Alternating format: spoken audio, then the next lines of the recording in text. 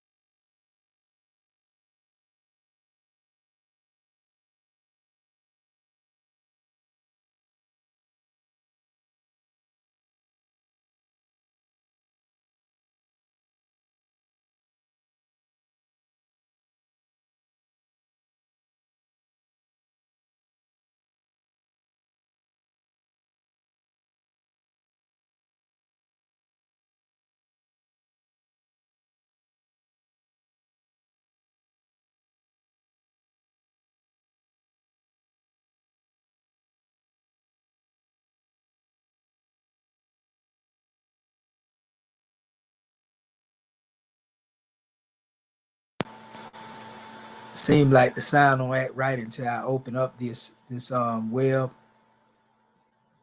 site. It's a website that actually deal with a regulation of the sound on from that side. So that's why you always hear me. Sometime it give a delay. So they should be hearing me now. But I'm gonna hit this right here just to make sure.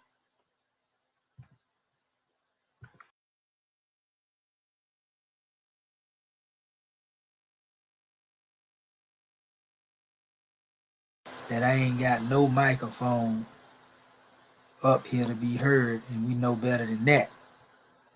So what I'm gonna do, let me make sure the site ain't muted out. No, it's not muted out. Can you hear me, Moors? That are on the computer? Can you hear me through the computer, Brother Marvin Edwards Bay? Yes, sir. Could you hear me before I did what I did? Are you Well, I studied. okay? The brother says good. Oh yeah, I was listening to you through the phone. Okay. So the brother just showed me. He said it sound good online too. So praise be to Allah. So okay, we can move forward. Gratitude, Brother Marvin Edwards Bay. Gratitude. Yes, sir. Okay, so pardon self family that's out there in social media listen to us. We definitely want y'all to be able to hear us. Okay, so we good now. So and we're gonna do it this way. I just want to make sure my screen is sharing for the people that can see it. And this is actually Romans 11. Like I said, we spoke on the gospel of Barnabas, and outside of the gospel of Barnabas, for those who doubt, that one came behind Yehoshua. We know for a fact that the Piscean record said the comforter would come. He said that it was expedient that he go away because if he didn't go, the comforter wouldn't come. So you're not looking for a spirit, in the naked air, because that's something you ain't going to see. You're going to see a spirit that has been embodied in the individual, like I said, in the Merkaba of the body, so to speak, the chariot, which is the body, the vessel. It's going to be a male in most cases, or a female, so to speak, that the Most High speak to. In most cases, he was referring to speaking through the God man, to put it in the proper context, as it relates to the way it's revealed. And we hear about the comforter that will come. We hear about the Holy Spirit and the Spirit of truth. These are three affiliations that are being given. So we're not looking for the Spirit of truth to be a spook that you can't see with the naked eye. And nor are we looking for, again, the comforter or the Holy Spirit of being something unseen. They manifest in bodies. And that's not something far-fetched for those who understand the truth. Now, if you think that this spirit is only manifest in the body of our brother Yehoshua, aka Isa Jesus, then that's an issue that you got to deal with, because the scripture don't support that thought pattern. But if you think like that, then that's something that you got to reconcile. We just pointing out the obvious. Anytime it spoke of the spirit of truth, a comforter, or it spoke, of the Holy Spirit coming after Yehoshua, he meant a man was coming behind him. So a man would be bearing that spirit. It wouldn't be him. If it was him, then, it wouldn't be a need for him to say that if he didn't leave, the spirit wouldn't come. So you got to have some common sense, people, and I ain't speaking to our Moorish kin that know better. I'm talking about some of our people that come up with all this nonsense and want you to believe that Yehoshua was the deity that died on the cross. And by the same token, he was crying up to himself, asking himself, why did he forsake himself? And then by the same token, he telling you that he got to go.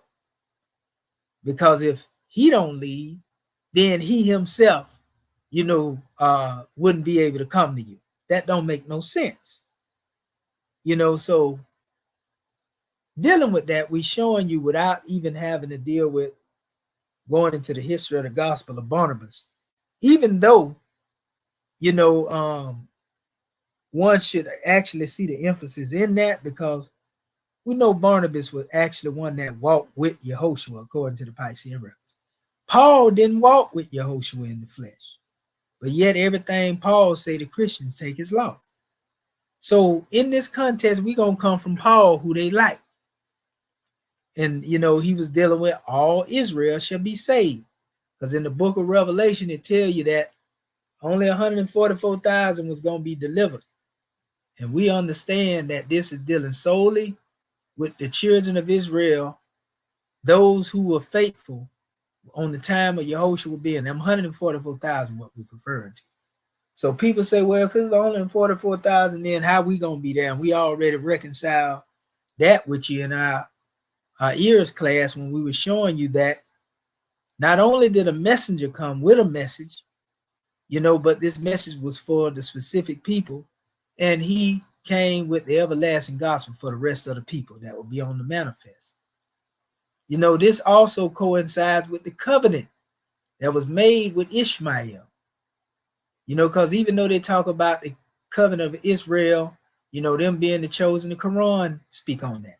But it also speaks of the covenant of Ishmael as what it is called a everlasting covenant. Not to mention the Noahide covenant, which is a perpetual covenant. So these are two covenants outside of the covenant of the children of Israel being chosen, that shows you that the Most High had favor in all of creation. He just dealt with them in different ways. So looking at it from this standpoint, he said that, great princes will come from the line of Ishmael, just as Israel. And if you add 12 and 12, because there were 12 from Ishmael and 12 from Israel, that's 24. So that would include the whole of Abraham's seed that the Most High told him that he would bless all of his lineage, his seed. Yeah, Israel was chosen, but also his other line was also to receive a blessing. Now, if you brought up in the Western world, you're dealing with Christianity, you don't want to admit that. So those who would be considered Gentiles, by those who say, well, we Israelites, we the chosen. The Gentiles also would come in under the covenant of not only Noahide, but the Ishmael covenant. And those covenants, the Noahide covenant, the covenant that he made with Noah, and the covenant that he made with Ishmael, Abraham for Ishmael, one was referred to as a perpetual covenant, and the other one was referred to as an everlasting covenant. So that would let you know that these covenants will hold, as long as life is on the manifest. That ain't got nothing to do with taking anything away from the covenant that he made with the children of Israel. But it has just been taught, you know, along the lines that Israel was the only ones had a covenant. And if you read in the Old Testament, you know that nothing can be further from the truth. And both of those covenants are everlasting and perpetual unless you think you got the power. And your power extend beyond that of the great God Allah. You want to rival with the Most High. So now that we know that we have a man coming behind Yehoshua, we know he had a message, and it also speaks of a book, a new song that will be sung. You know, 124,000 will be able to hear it, but this message will be brought by the people that will come in after that, at that set where that first angel that was coming behind Yehoshua. You know, and that angel, which was referred to as a messenger, will be coming with the everlasting gospel for all of the rest who dwell on earth. We know now this is Prophet Muhammad. Now we can put, you know, the measure in context as it refers to, you know, the understanding the Gentiles and what we getting ready to go. Like I said, since they want to listen to Paul in the Piscean record, we're going to show you that, and we're going to show you how that relates. I'm just giving you some background on who the Gentiles are, you know, so that our people have some insight. So in Romans 11, it says, all Israel shall be saved, right? Now, why is it necessary for one to know this? Because at first they was told only 144,000 would be saved. Now, Yehoshua alludes to this in another area when he speaks of the same block the builder rejected was going to become the chief cornerstone. And this is marvelous in the sight of the Lord, Allah, God. He told his disciples, or rather his apostles, he said, know for sure that the kingdom of heaven will be taken away from you and given forth to another nation that will bring forth the fruit thereof. I'm showing you how this coincides with this Gentile nation, so to speak, that will be coming behind Yehoshua, you know, at the behest of the Spirit of truth, you know, also the Holy Spirit or the Comforter, so to speak. You know, this man that will come behind him will be a part of that particular work. You know, and we showed you the revelation aspect of it, of one coming behind the Lamb. So that would leave people saying, well, what about the people that are not of the 12 tribes? You know, again, they, oh, how we going to be saved if it's only 44,000? We already told you, they coming in a great multitude. But this is another confirmation of this. Now, if he say the kingdom of heaven was going to be taken away from the Israelites and given to a nation that was going to bring forth the fruit thereof, Yehoshua told the Israelites that it was somebody coming behind them that was going to take their place, so to speak. And a lot of this had to do with the disobedience that they had. It wasn't going to wipe them out. It was just that another nation that the Most High chose because of the disobedience as the Israelites. And these people would have been considered Goyim, or as they call them, you know, they would have been considered the Gentiles. So looking at the screen here, if you look, it says all Israel shall be saved. It say, for if you were cut off from a wild olive tree, and I don't want to start right there, I want to start from the beginning, you know, because it's even better to go that route. Let me do it this way. I want to go to King James because that's what y'all like to look at. And this is a parable and a message in history in here, right? And they actually go into it and they speak on it here. And they said a remnant of Israel. It even said that a remnant was going to be grabbed from the Egyptians and everything. I can go into that, but I ain't going to do that right now. But it says, I say then, have God cast away his people? God forbid. It say, for I also am an Israelite, the seed of Abraham and the tribe of Benjamin. God have not cast away his people, which he foreknew. You know, he said, or yet not what the scripture saith of Elias, how he maketh intercession to God against Israel, saying, Lord, they have killed thy prophets. The Quran talk about this, the Israelites killing the prophets, and dig down thine altars and I am left alone, and they seek my life. But what saith the answer of God unto him? I have reserved to myself 7,000 men who have not bowed the knee to the image of Baal. So these are a reservation, so to speak. He's reserving, people that would actually follow his law. They wouldn't bow to the image of any foreign idol. Even so, at this present time, there's a remnant according to the election of grace. And that's what we talk about here when we talk about these Gentiles. I just want to give you full insight before I go into my measure tonight as it relates to these Gentiles. And if by grace, then it is no more of works. Otherwise, grace is no more grace. But if it be of works, then it is no more grace. Otherwise, work is no more work. What then? Israel have not attained, which he seeketh for, but the election hath attained it. See, the elect that they talking about, these are somewhat like a chosen people of the Gentiles. And Paul trying to talk to them or whatever, and let them know y'all ain't been cast away now. But there's some people here, that have been chosen by the Most High, and it's some males, but it says, and the rest were blinded. Say, according as it is written, God have given them the spirit of slumber, and the eyes that they should not see, and ears that they should not hear unto this day. And that's why you have some of those who can't accept, that they have been replaced, like the Grand Quran said, to replace the Muslims if they don't act right. And he say, be aware, since I raise up one and send him with a revelation. Allah warned the Muslims that he can do the same thing with them if they hard-headed. And David said, let their table be made a snare and a trap and a stumbling block and a recompense unto them. Let their eyes be darkened, that they may not see, and bow down their back all way. In other words, they're going to be rebellious against this decision that God made. In other words, because they think we the chosen. Who are they to come up here and say they got a revelation from God? Pay attention. Now here it is. Listen, the ingrafting of the Gentiles. I say then, have they stumbled that they should fall? God forbid, but rather through their fall, salvation is come unto the Gentiles. In other words, them falling away from the truth, the Israelites, the Gentiles getting. See, they don't like to talk about this right here.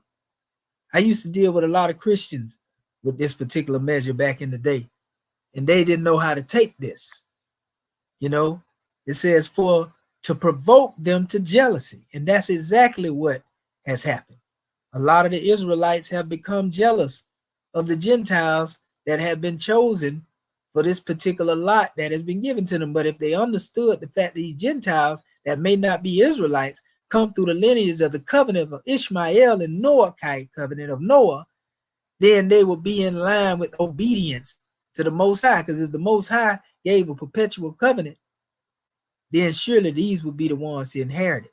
It says, now if the fall of them be the riches of the world, and the diminishing of them the riches of the Gentiles, how much more their fullness?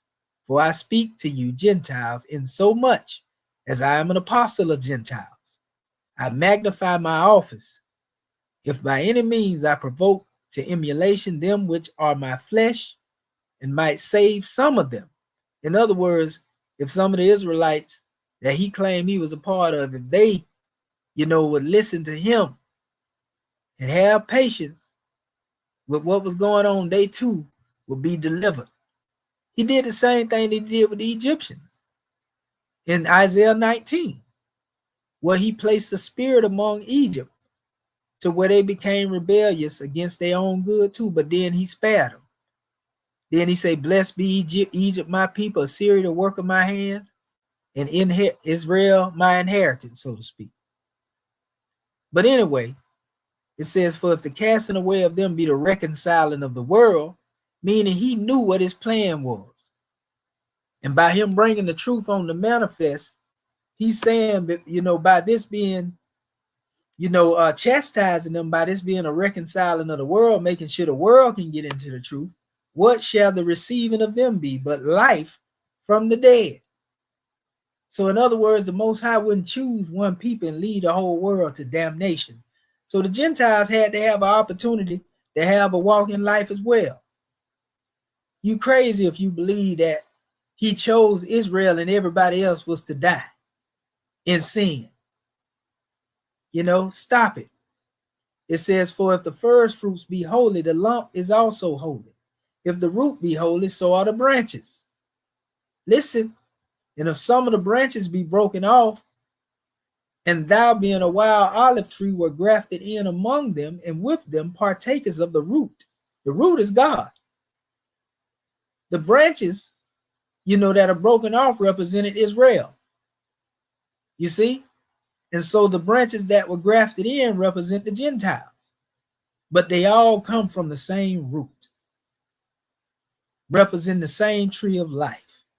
And fatness of the olive tree boast not against the branches, telling the Gentiles, don't boast against them because they got dealt with because of their disobedience and they was chastised. Don't you get conceited. Like the Quran say, because we can replace you too with a people. And that happened to the Orthodox Muslim. It has happened to them. They have had a people that have been raised up in this new era and time, and that's us. Because the Muslims didn't act right neither. So we the ones that came forth. He said, be careful with, at least we raise up another people and they replace you like we replace you with the Israelites. We be careful if we raise a people up to replace you and they engage you in an argument with a book of knowledge. What is our book of knowledge? The book of fire. What is our book of knowledge? The Moorish Holy Quran. The Hadith of Prophet Noble Drew Ali. And I had some Arabs say, perhaps Allah, the son of Islam, has risen in the West. And we being chastised because of our disobedience. I know some, Orthodox Muslim that used to say that. But anyway, it says, thou would then say the branches were broken off that I might be grafted in. Well, because of unbelief, they were broken off. So it's because of the unbelief of the Israelites that they ain't able to receive this comforter that was coming with a message behind Yehoshua. Because in their arrogance, they believe they the only ones that was to receive a revelation. And thou standest by faith, be not high-minded, but fear. In other words, don't you become arrogant because you know the Most High done chose you to do his work. For if God spared not the natural branches, take heed. If he didn't spare the Israelites, take heed, lest he also spare not you, Gentiles. Behold, therefore, the goodness and severity of God on them which fail severity, but toward the goodness, if thou continue in his goodness, otherwise thou shalt also be cut off.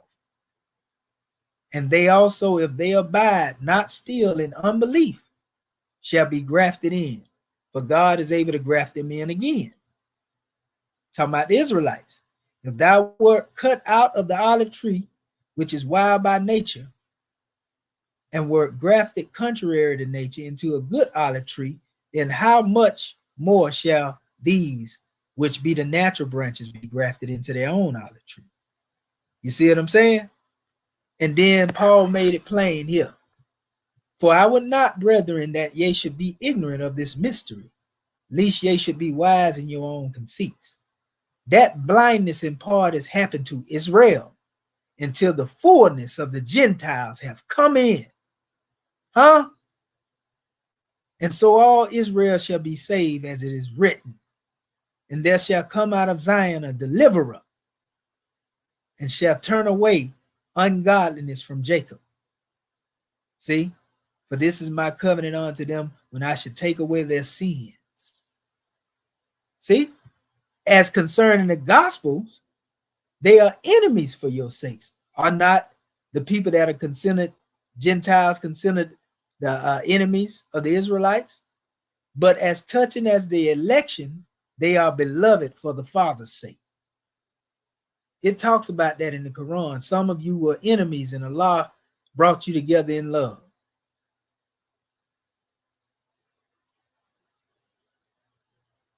So it says, for the gifts and the calling of God are without repentance.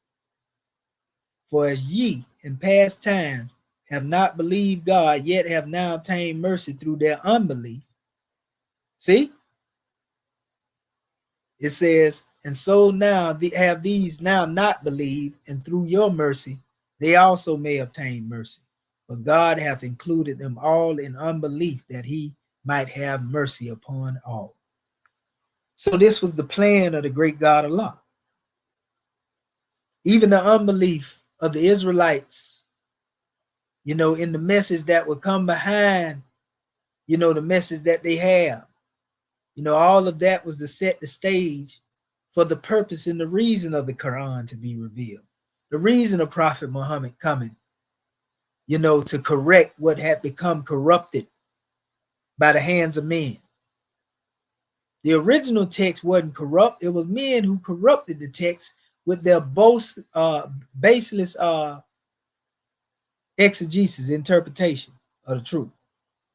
So anyway, now that we have established that and gave you some background on who the Gentiles is, now it makes sense when you see Yehoshua right here in our Moorish Holy Quran, dealing with the Gentiles.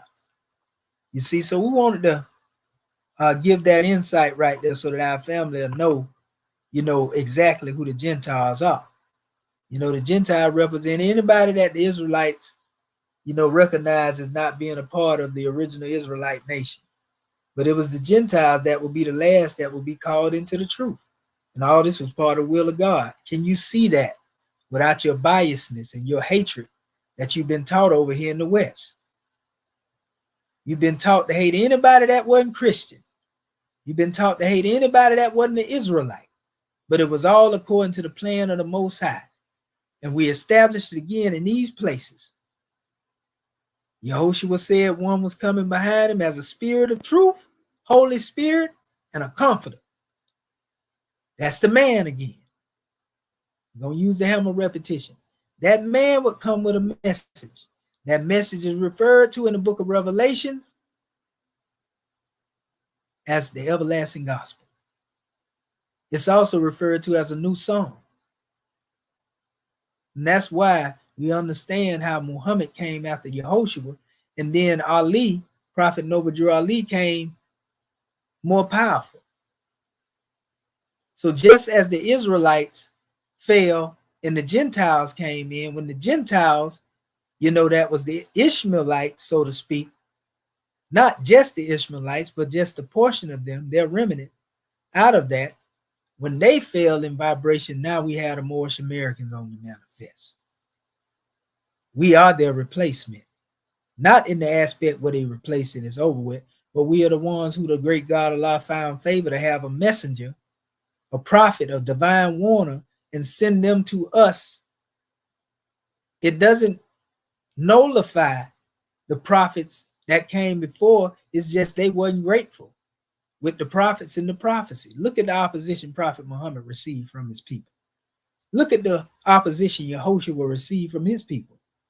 So that should be a lesson to us, so that we don't demonstrate the same madness and get chastised the same way, because just like Allah replaced them, he can replace us as well. So now that we have everything in context of who these Gentiles represent, let's get into this, the life works of Yehoshua in Egypt among the Gentiles. So surely the Egyptians would have been among the Gentiles, right? Those who were not Israelites, right?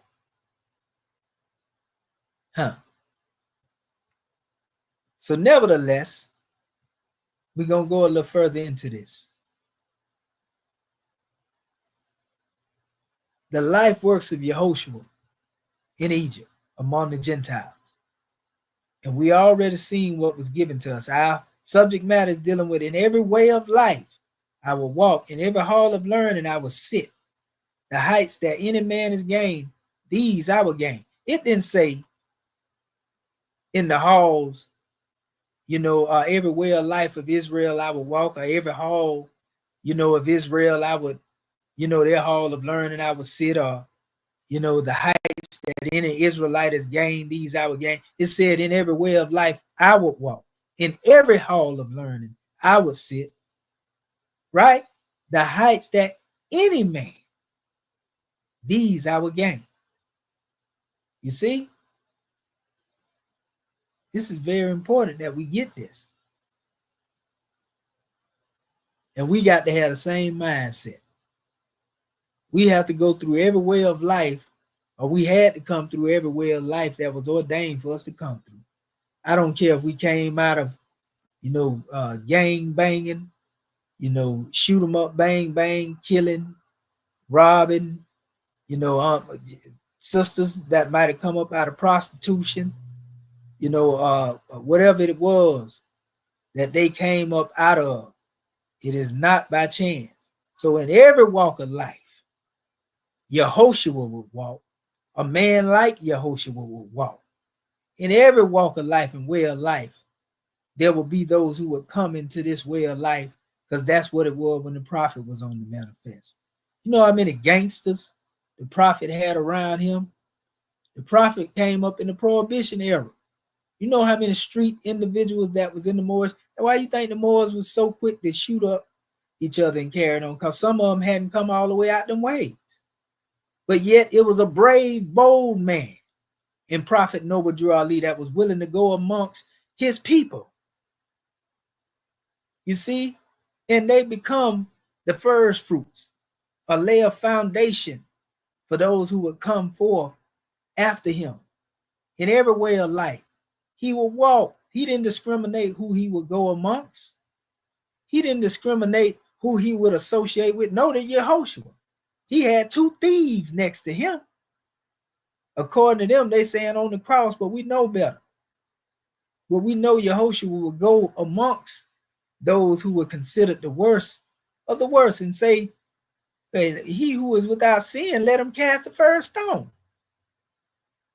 So Yehoshua was never really judgmental of a people, nor was Prophet Noble Drew Ali.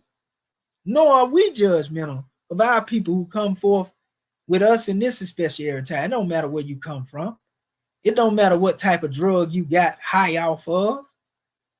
It don't matter, how big or small the gun was that you shot, how many of those you kicked off the hinges, how much death you slung to your people when you was in ignorance. We don't look at our people, and judge them because of that. Just like the Gentiles would be judged during the time, according to Paul, when the Israelites fell, in every hall of learning. This is very important. He didn't just talk about, being in the halls of Moorish learning. Come on now. Every hall of learning. We came through these different halls of learning. We wasn't judged or not being judged because we came up out, of any form of Christianity, be it Baptist, Methodist, Catholicism, or, Jehovah's Witness, or Seventh-day of it, whatever, whichever. We're not judging our people based on where they came out of. And they had to go through that study. That was the school that they had to come through. Some of us came through other schools of learning. Some of us came through many different schools of learning. Got some that come up out of Western Freemasonry. We got plenty coming up out of the church. We got plenty coming up out of street organizations, Bloods, Crips, Gangster Disciples, Vice Lords, Blackstones. I'm saying this here because I want to make it plain. It don't matter where you come from. You ain't being judged by that. You understand where you come from? Whether you was a dope dealer, whether you was a pimp, whether you was a hustler, it don't matter where you come from. God didn't discriminate on you when he shined his sun of divine light, because that sun, if you know anything about the literal sun, it shines on everything. The good part of the earth and the bad part of the earth. So the sun of divinity shine on everything that's good and bad and well. See what I'm saying? And his rays of truth strike our consciousness just like it struck the consciousness of the prophets that came before us. He didn't discriminate and say, all right, I'm going to make my divine sun of light strike only the mind of Prophet Muhammad. strike only the mind of Yehoshua, strike only the mind of Moses, Abraham, Elijah. You know, as far as you can go back, he didn't discriminate and say that. His light shines on all equally. No matter how they come, where they come from, they can come as they are. Why you think he told Moses when he said, who am I to ask it is that me sent me? He say, I am. You got to have enough courage in yourself, you know, and learn from, you know, what you went through so that you can be accountable to self to say, I am. You can't say I am. You don't have the courage to say I am until you become accountable for what you already done, for what you already came through. You see? In every way of life I will walk. In every hall of learning I will sit.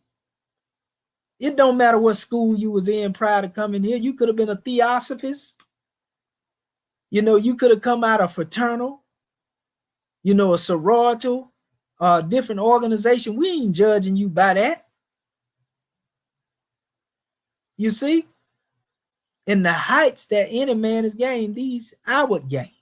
That's the mindset that you have to have. Because when you think like that, then you give yourself room for growth. You give other people room for growth. It makes sense now, huh? What any man has suffered, I will meet. In other words, we got to be relate to what people have suffered. You don't know what a homeless man is going through unless you've been put in a position that was close to that or similar to that. You don't know what a prostitute has suffered unless you've been put under conditions that that sister has been put under. You don't know what conditions a gangbanger, a street hustler, or whatever has suffered unless you've been through that. And how many of us are willing to go through it? Who amongst you will want to dodge bullets? Who amongst you would like to live a life where you got to look over your shoulders and sling iron every day? Who among you will want to be homeless and not have anything, you know, to eat? You got to eat out of the garbage disposal. Who want to live like that? So we have to put ourselves in the mindset. Some of us actually have lived like that now. Some of us had to come through those. Who want to live through states of, you know, injecting their veins with a possible dirty needle? You know, in a chance of overdose. See what I'm saying? None of us would want to, but you got to have a mindset, because you never know when you may have to go through that. You got to have the mindset that, you know, you have some empathy and sympathy, you know, for what any man has suffered. And you willing to meet, you know, in the same griefs and disappointments and sore temptations of your brother, man. That you may know how to succor those in need. Because it's knowing about these situations and knowing how to come out of these situations that give you the ability to know how to aid and assist one that come up in that situation. Huh? So Yehoshua say, I pray you, brother, let me go into your disma crypts. The disma crypts are really symbolic to the various conditions in life that are considered hard. The conditions in life that are considered, you know, the most hellacious thing that you can come through. So he said, let me go through it and pass the hardest test. And they told him, take the vow to secret brotherhood. And Yehoshua took the vow, a sacred vow. In other words, the same one that the prophets take. And then they told him that the highest heights are gained by those who reach the greatest depths. So if you've been at your lowest point, if you've been at the lowest of the low, if you think you've been counted out, if you think that you have been shunned or exiled or left out in any type of way, consider yourself thrice blessed, because that's why you're here now. That was your preparation to bring you to where you are now. You see? So only after this can we truly be clothed in proper garb, and that's assuming the form of God, that we can stand before the Hierophant within.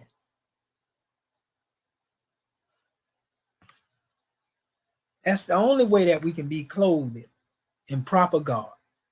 Notice it said, through him shall all the nations of the earth be blessed. Through him, Emmanuel, not just the Israelites.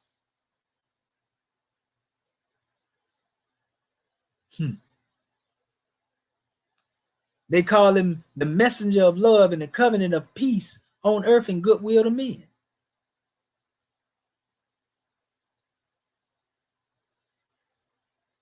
A messenger of love and of the covenant of peace on earth and goodwill to men.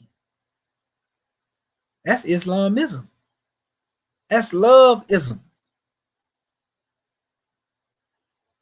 Yeah. So, yeah, this is a powerful demonstration, Moorish King. You know, it don't get no plainer than the truth. We want to, like I say, be as raw and uncut as we can. It even told us right here, said, and now every man grown strong by buffeting of every kind, a teacher who has stirred the multitudes in many lands.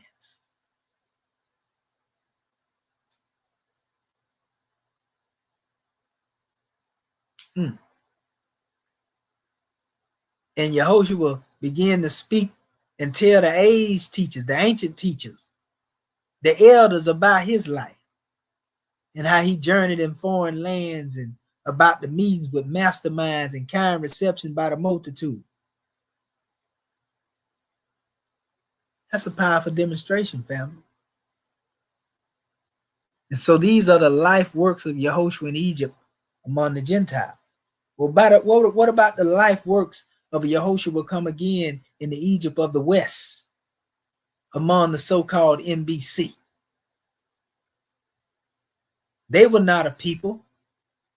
They were not a nation until they were exhumed by the hands of a mastermind and raised up with a true grip, being held intact.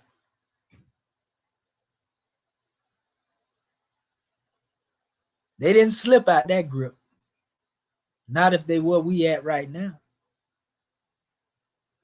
You know, so yeah, this is a powerful drawing, you know, and I think I said enough to say what I said, you know, and so I'm gonna go ahead and open up the floor, because we want to really hear from our family, you know, and see what it is that they have to bring forth. You know, so it don't get no realer than the truth. It don't get no plainer than this. If one is disunited after this, then they just want to be in a state of disunity, and they will remain in disarray until they get it right. So at this time, what we're gonna do, we're gonna open up the floor to our family, you know, so that we can hear from them. Star 6 your phone, Monster.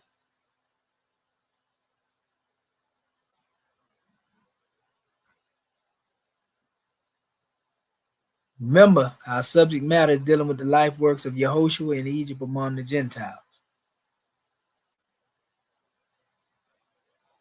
Can you hear me, Morris King?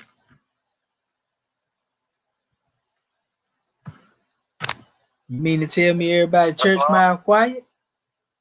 Islamism. Islam. There you go. Go ahead, Grand Man. We know you got something to give to the masses. Islam, mighty boy. Gratitude for you leading the way. And our grandfather Allah.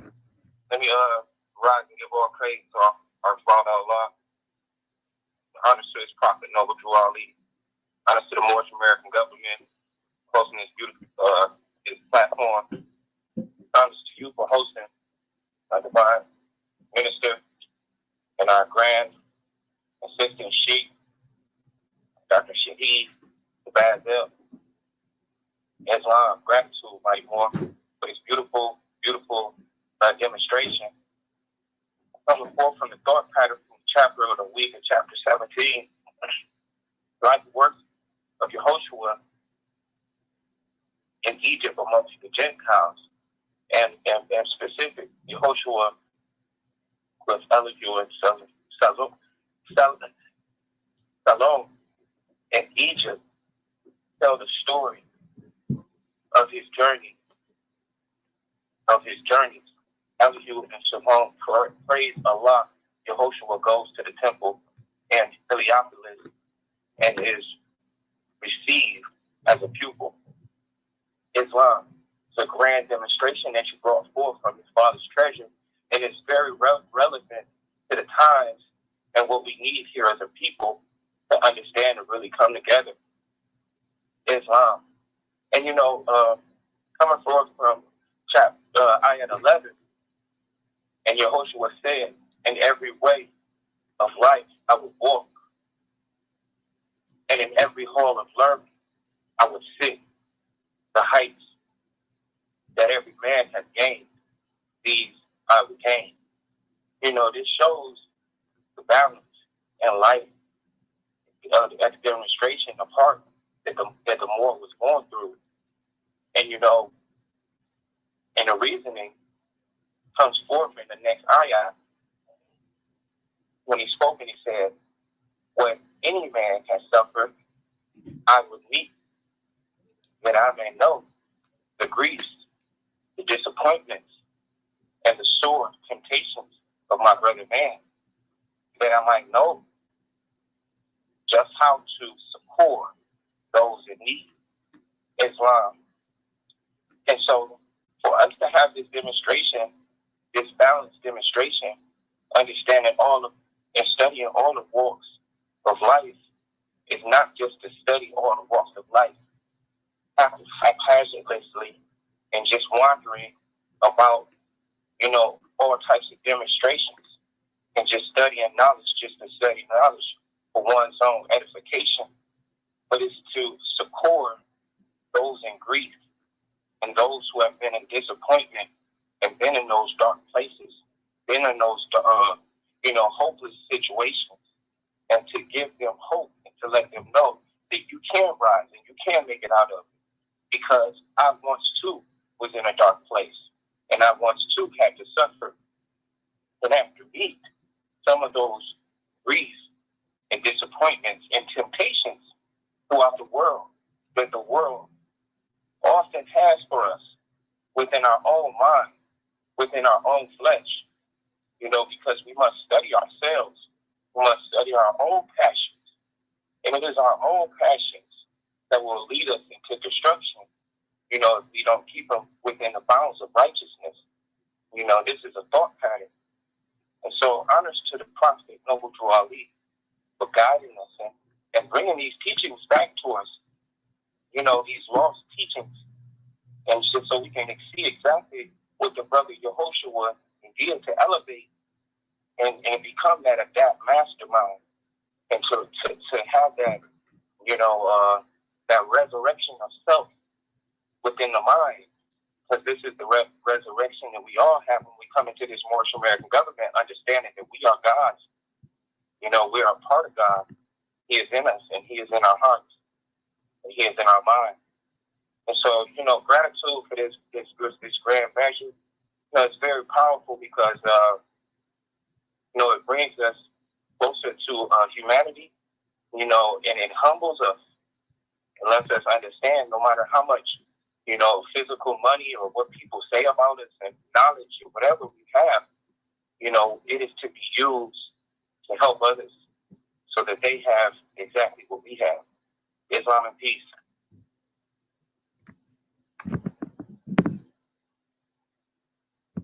And Islam and peace, grand man.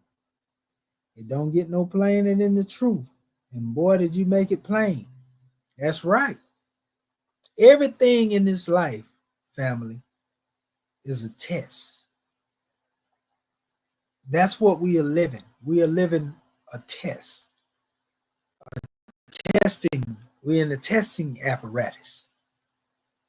And so that's why we call these things brotherhood tests, that give us a greater degree of preparation. It's a powerful demonstration. It's talking about today, one of my partners that I do a little work with earlier, we were speaking on how, sad to speak, when it comes to men, some of them have been through a lot of tests, come through a lot of hellacious conditions.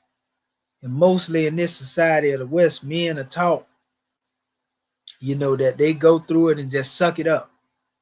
You know what I mean? Don't say too much about what it is you go through. Try to hide it and, wear it on your sleeve, but act like it ain't even there, type of demonstration.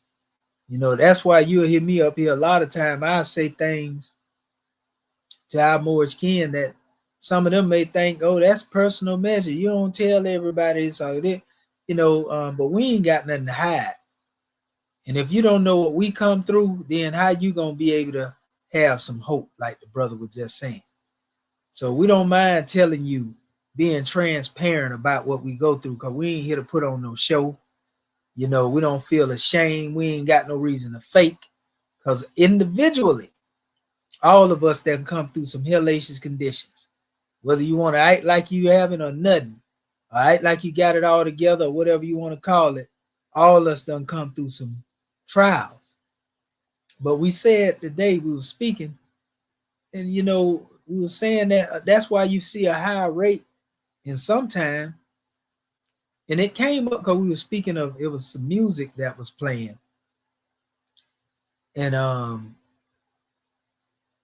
basically I was saying that this particular one, when I would hear that music online, it was a European too, a part of the group they called Linkin Park.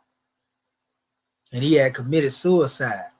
But if you listen to his music, he was real dark, but it was good music that was being made, but somebody that could relate to what he was saying or relate to the lyrics or whatever. But you can tell he was pouring his heart into the music. But he ended up hanging out with his family a few days before, smiling. You would never think that one was finna take his own life, because life storms, pressed down on him so hard, and he had been trying to run from it or whatever the case may be, and be secretive, and then next thing you know, one fold under pressure. And that's why, it is said that you always have to check on your people, because you don't know what they may be going through. Even our brother Tupac, one of the most, we'll say, insightful brothers for the young generation, the way he conveyed his message, they still talking about the brother right now. But he said in the song Thug Mansion, and this was a song he was talking about, reminiscing, because the brother was very poetic. What he would do, he would enter into your world, basically whatever it was you were going through, and he'll make a song about that situation. Like he could empathize with people that way, and then put it in a song, and that's why we could relate a lot to what that was his formula that a lot of people didn't know. Like a lot of time when he was talking about, the versions of the street that we don't really like too much, the gangsterism and all of that right there, he was stepping into that world to tell you what was going on with it. Just like with Brenda Had a Baby, he did the same thing. He stepped in the world of a sister being molested and taken advantage of, and he conveyed to you from his perspective, what she went through. That was the poetic aspect of, and that's why he was misunderstood. Because instead of them hearing what was being said, they think the brother glorified this stuff. Same thing, he came out with a song called Resist the Temptation. And I hadn't heard that one till recently, but that song, he went into a whole breakdown on how a whole family structure was torn apart by drugs, a woman going astray, You know, she get out there, the father take himself out because he didn't feel like he was, you know, what he was supposed to be, what he could never, you know, it's just brother was just mean with the pen. When I say mean, I ain't talking about in a bad way, but he was something else with that pen, you know, and that's why he was able to reach the heights of what he reached at only 25 years old. You know, and there are many brothers that come up with them same type of talents, but they unsung. They often not heard of because they don't have a spotlight shining on them. You know, most of the geniuses among our people are the ones that end up suffering from drug addiction, drug overdose. Right now, we got young brothers, you know, that have in the music industry that were very talented that died from died from gunplay, pistol play, stuff that they should have been able to get away from if they had money, right? Quote unquote, so that we believe. And see that they have still come through the same condition that we all have come through. But nevertheless, in that song, the brother Thug mentioned, he was talking about Billie Holiday and, you know, being there with Malcolm and, you know, all the greats among our people. But he said in one portion, he said, I often contemplated suicide, you know, but when he held that iron, all he could see was his mother's eyes. And no one knows my struggle. They only see my troubles. You know what I mean? So, you know, these are things people say, and it also puts you in a state of mind where you can understand if he had thoughts like that, and he was transparent with you about that, that also show you how he ended up becoming as fearless as he was as well. Because if he had them type of thoughts, then surely he would be fearless, you know, in the face of, you know, his demise if it came to him. You know, and it was the same with Malcolm, our brother Malcolm, or Martin, you know, when they reached the level. Y'all know the things that they spoke, you know, toward their last hours, you know, to be with the people on the manifest. Martin Luther King say, I have no more to complex. You know, I'm ready. You know, my eyes seen the coming of the glory. You know, he was out there. Same thing with Malcolm. He knew that his assailants was in the audience, had the names of them, knew what they came to do. And he went out there on that stage because he knew it was inevitable they was at him. But he literally laid his life down for his people. Because he could have had people that aid in the system. Ellsworth Bumpy Johnson, that controlled the streets at that time, was the one that gave him insight that them people were trying to get him and let him put some of his men on them individuals that was finna get him. And Malcolm told him, he said, no, brother. He said, I don't want our people to be, you know, intimidated by armed security. You see what I'm saying? So, you know, I'm just showing you different aspects of measures, but, you know, like they say, sometimes you got to check on your people because you know, never know when one is almost on the edge, or so to speak. You know, but when you have been made strong by the buffetings, you know, I'm coming from. When you made strong by the buffetings, you become stronger. You become strength for those who may go through those types of situations, so to speak. To let them know there is hope. To let them know all is well. You see, because sometimes people might think, because we Act 1, that Act 1 don't go through, you know, different trials or whatever. But we ain't out here trying to do no harm to ourselves or trying to commit no suicide or none of that right there because of what we done been through. We ain't gave up on a lot, you know, because of what we come through, and we just tired, sick and tired of being tired. You know, so now you want to get mad at the Most High. And some of our people bold enough to where if they mad enough at the Most High, then they'll try to attack the first thing that's closer to something that act like it. So if you living under the roof with one that has gained a hatred toward God, a hatred toward their divinity, a hatred toward being upright. And they see you living in that state of mind, living in a higher self, when they feel like I'm catching hell over here. And you got the audacity to be in full of bliss. I'm mad at God, so let me take my, anger and my hatred out on you, because you the closest thing that claim to be godly. So I'm upset with the Most High.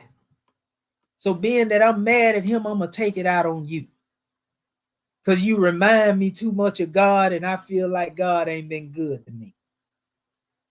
I'm telling you the mind of somebody that has become self-inflicted.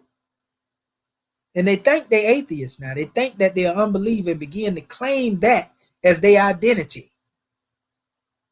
I don't believe in the supreme being. All that mumbo jumbo. I don't believe in, you know what I'm talking about.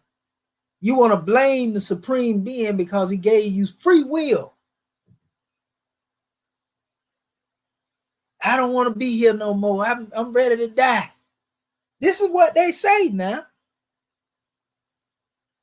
You get mad at the Most High because he gave you free will. But then you don't want somebody else to control your will. I'm saying even in a good way. Nobody should have to control your will, but you don't want somebody to guide you rightly. You don't want to be guided right, and you don't want to guide yourself right. Am I making sense, family? You don't want to guide yourself right or be guided right, and you don't want nobody with right guidance around you, because that's too much for you to deal with. He think he better than me. She thinks she better than me, because that individual look like they got their life together. You don't know what type of hell that person can be going through. You don't know what life storms that they can be dealing with. But yet you have envy and you have jealousy in your heart for what you think it is that they have of what you call the good life. You don't know what they had to suffer. You don't know the trials and the tribulations that they had to come through. You see? But we always outside looking in, thinking that we know what's going on. See, that's the problem. And that's what happened when you begin to pull weeds in other people's garden and you forget to attend to your own garden. And then Donalds, thistles, and birds, as our Grand Secretary of the State say, grow in yours. And then you want to blame somebody for that. You want to blame somebody because you chose not to be accountable. And when you see someone that is accountable, that's offensive to you. When you see somebody trying to walk upright, when you see somebody trying to demonstrate what's right, that's offensive to you. He think he better than me. He think we ain't gonna go there, but it don't stink. Yeah, let's be real. We gonna talk straight to you tonight, Morris Ken. That way can't nobody say, oh, he talking over our head.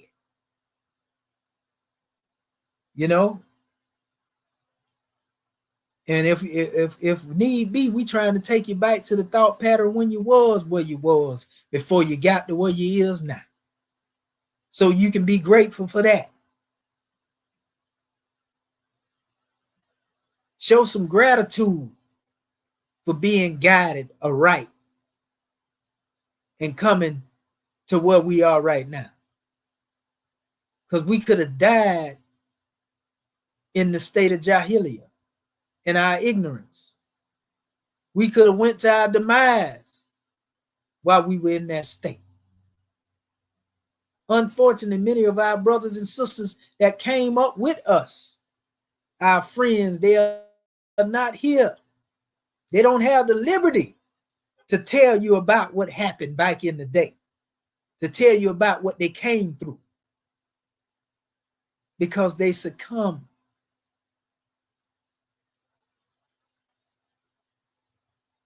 to that struggle.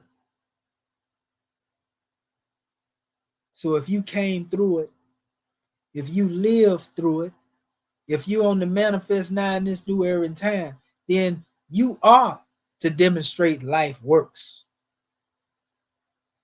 You are to give back. And giving back ain't always got to do with no monetary things. In fact, truly giving back, is giving the wisdom, the knowledge, the understanding after having come through the halls of learning that were hellacious lessons that we had to learn. I mean, that trial and error was something else for some of us, family.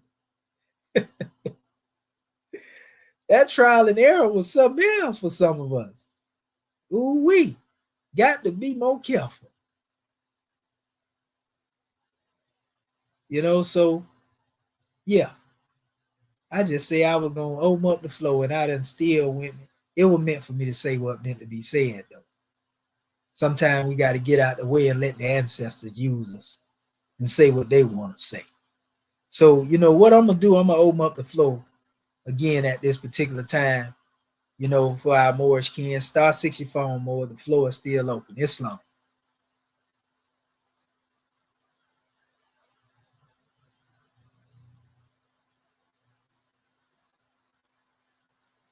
I see we back in the church. Quiet again. Church mouth quiet again.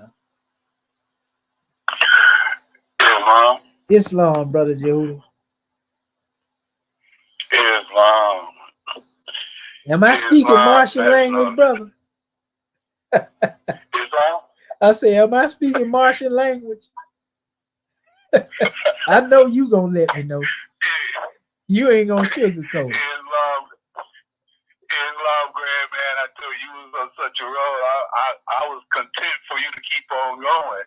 If need be, I can start my phone and let you keep it. No.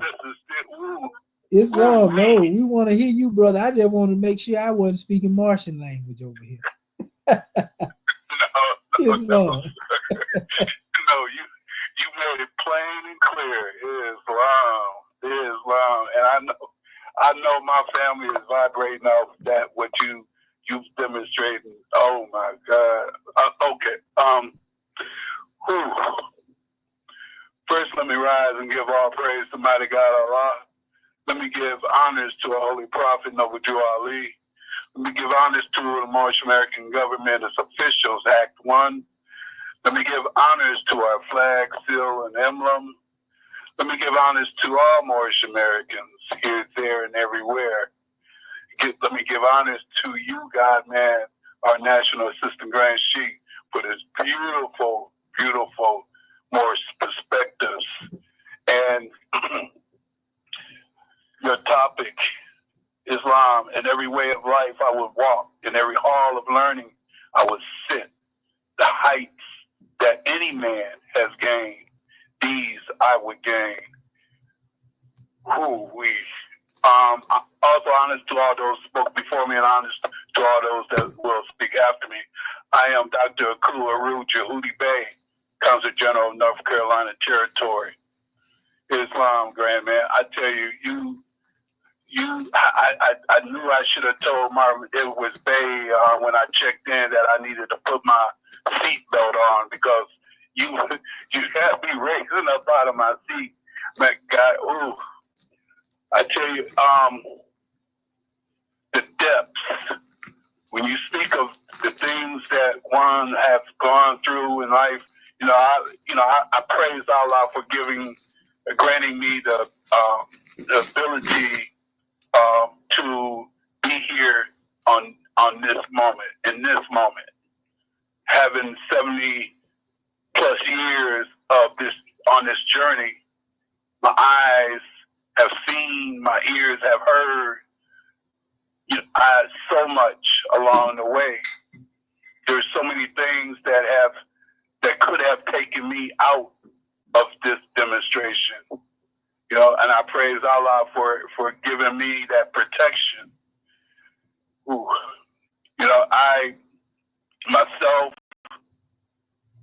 there was a time when, I found myself curled up in a ball on the floor, just praying to mighty God Allah to get me up out of the situation that I happened to find myself in. I didn't want to hurt no one, and I didn't want no one hurting me. I had the ability to take ones out, but that wasn't my mindset. I just wanted to be loved. And when ones wanted to do the opposite to me, it became a point of I either gotta fight or flight. And I took that flight. I left. And I only had that strength because mighty God had bestowed it in me to get up off that floor, to get myself together and leave that situation.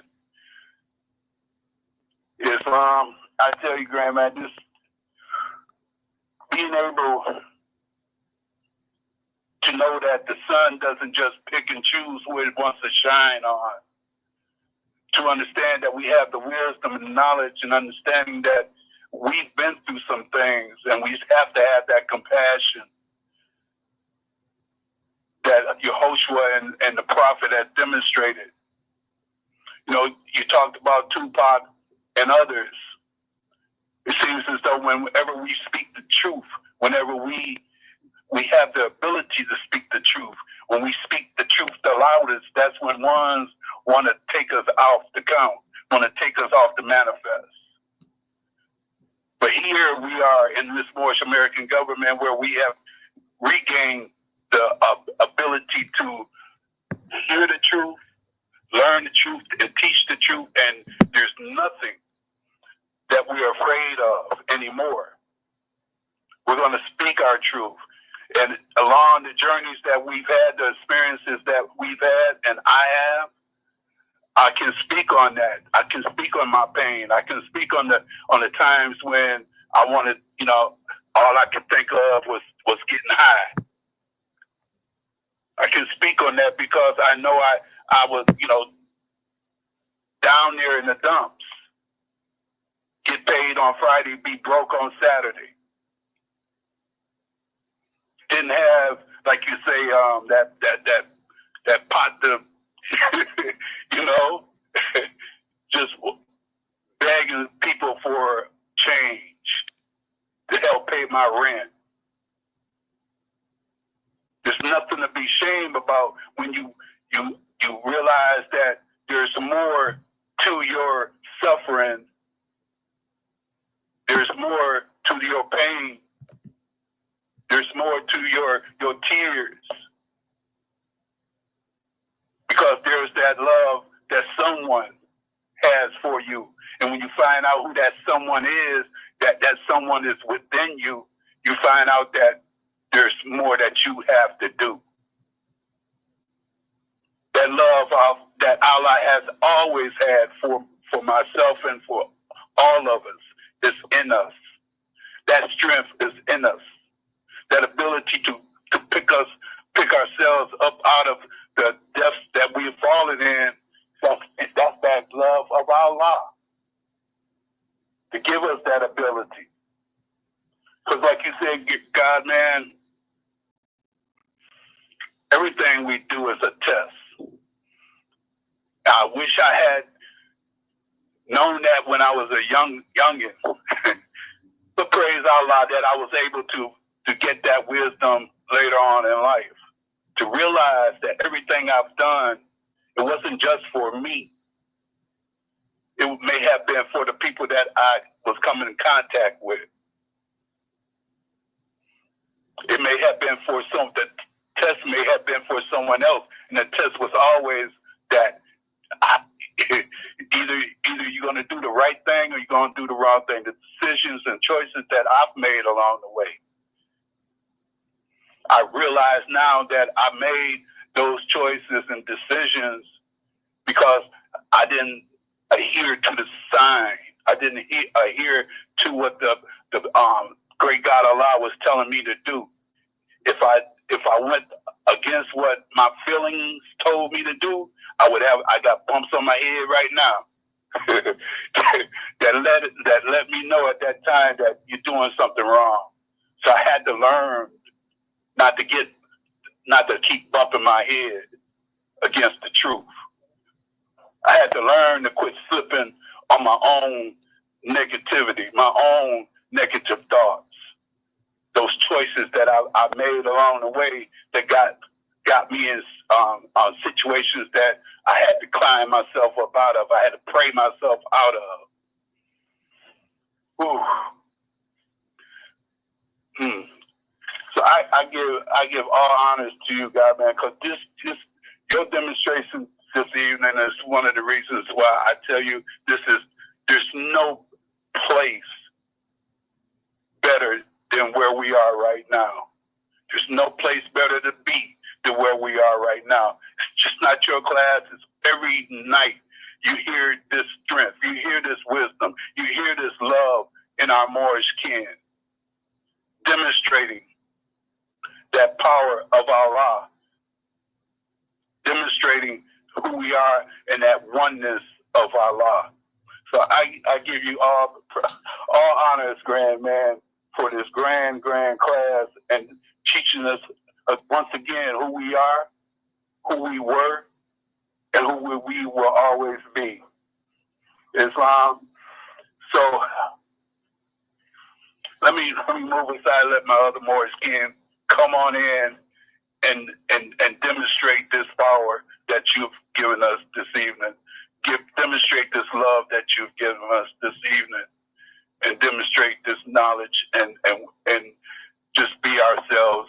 Islam. So, Grandman, I tell you, you really raised the heaters up in here this evening, and I love you, and I love everything about this Moorish American government. I cannot ever say it enough. So peace and love, family. And once more, gratitude, grand man, for this powerful class. Islam. Peace and love. And peace and love to you, Brother Jehudi, for setting the tone, for our Moorish kin to come on in here and breathe upon our family. Let them know, Islam, that. System Grand Sheik, we cannot hear you if you're speaking. Okay, Islam, pardon the body, grand man. Yeah, we over here just to giving honors to you, and we just say gratitude, for basically letting our people know, that we have been freed, from the demons to become the angels that we are. But we definitely were dealing with degrees of angels and demons, and we ain't talking about the movie neither. We know man is truth and falsehood strangely mixed. Yeah, so gratitude. So is there any other more who would like to come forth and exercise their fire? Let the world know you're alive and well. Islam? All right now. My Grand National Secretary of the State on the manifest, and she ready to start drafting now. Because I know she gonna pull some teeth in this class right here. Islam, brother. Islam, this is Sheikh Day from the Wilmington, Delaware territory. Rising to give praise to Allah, honor to our holy and divine prophet, and a very high honor to the Moorish American government and all the citizens. Very good how you said to make it personal, because we brothers have been through a lot. Yeah.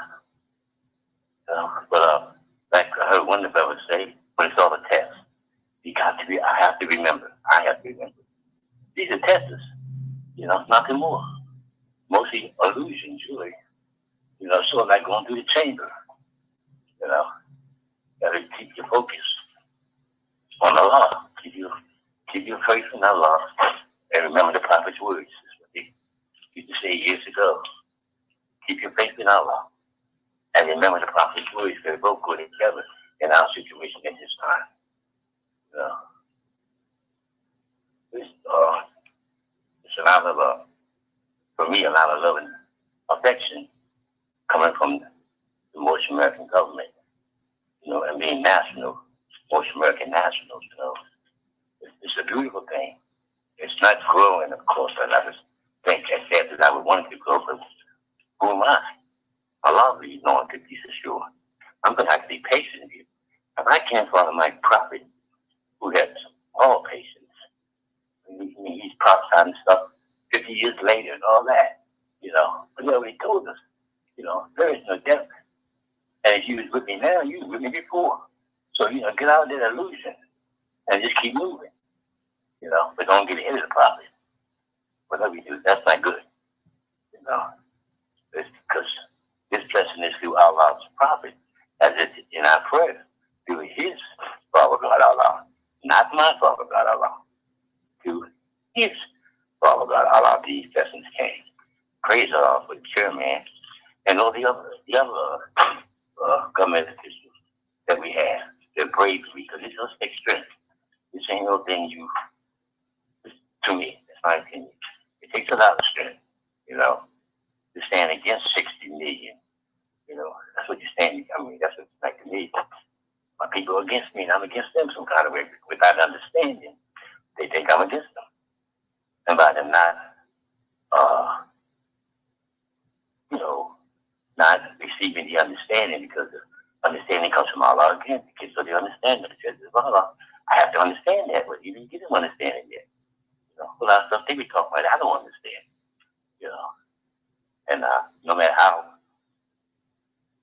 desperately or breathe my heart out, you know, my emotions, you gotta watch that too. But if you get a little piece of this, they just can't seem to get it. So I finally come to the point that, Sydney, they're not supposed to get it from you at this time. You know, Allah's leading on it. You be so sure. It's time for you to get it. You want them to get it? And we ain't got just coming together? We don't want that. You know, we got to keep going. This is where we're going. Keep studying, because 60 million people is a lot of people. If they all come together and came on us tonight, man, no, that's not cool. For my selfish reasons, I want something like that, but then you look at it, I don't know if I sound clear enough when I'm talking. You know, I like to be clear, slow down a little bit. You know? So the battles with self, you know, it's a wonderful battle. So it is a wonderful adventure, if you take it like that, and I do. It's an adventure, you know, and I got to figure out how to be patient. You know, Prophet told you we got to support those that are in need. So the person feels that they don't need nationality, they don't need freedom because they think it's freedom, then how can I support them? You know? And I can't match this European with his money. That's out. I can't match him. So I got to look at something else. So, you know, I'm glad that the prophet helped me. You know, I'm so glad. Oh, man. But that's a wonderful thing.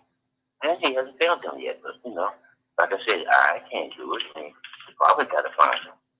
And he found me. He whispered peace and made me free. Not war, not violence, not none of that. Even though I've been doing it, but not none of that. Prophet didn't go. You know, he said, 50 years after I'm gone, you won't even know I've been here. Now you talk about somebody being quiet or being ain't trying to be seen like that. You know, just for it to be seen. No. Paraded. No. This is serious. You know, this is serious. A lot. Allah leading on, think it's sure. I believe that in my heart. I know that in my heart. I can't believe. And as much struggle as I'm in right now, I've been in for the last couple of years, Allah still leading on, you know. And for me, ain't nowhere else to go. But we're back. Where is back? That was an illusion. So I got to go forward. You know? And I really appreciate hearing the messages that the brothers and sisters give. It gives me strength. Most of the time, I'm on the playback. And even when I'm on live, I don't usually talk. I just be listening. It gives me strength. I get so much. I get so much strength from the prophet's words and the love of my Moors. You know, I want a lot of people in revolutions or getting their nation back and stuff. And I said, man, I hope we ain't got to go through that. They fighting and shooting and running at each other. And this one trying to take over that one. You know, we ain't got to go through all of that. Praise Allah, the house is mostly mental. You know, it's not physical. We're not going to have an army of guns. Nah. But it's mental. It's still a war. You know, most of the war is with self.